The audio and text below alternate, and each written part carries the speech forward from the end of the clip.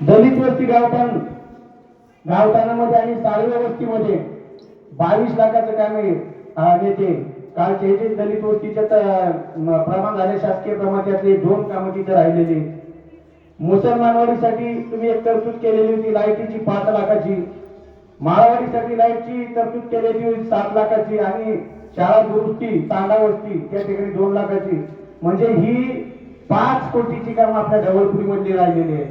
आणि ही का राहिलेली आमदार साहेब त्यांच्या भाषणामधून सांगणार आहे. तेव्हा निश्चित मी प्रत्येक मतदाराला विनंती करतो, जसं आतापर्यंत तुम्ही आपल्या लोकनेत्याच्या पाठीमागे जसं खंबीर उभे आहेत, असं शेवट 13 तारखेपर्यंत आपण सर्वांनी एकजुटीने तरुण मुलं असतील, सर्व ज्येष्ठ मंडळी असतील, त्या सर्वांना एक आग्रहाची विनंती आहे. आपल्या नगर दक्षिणचा आणि आपल्या ढवळपुरीचा जर सर्वांगीण विकास करायचा जर असेल तर आपल्याला आमदार निलेश लंके साहेबांच्या पाठीशी उभं राहावं लागेल. नुसतं पाठीशी उभं राहून चालणार नाही, तर एक हक्काचं पॉकेट म्हणून ढवळपुरी बघितल्या जाते आणि या ढवळपुरीमधून सर्वात जास्त मताधिक्य देण्याची जबाबदारी तुमच्या आमच्यावर आहे.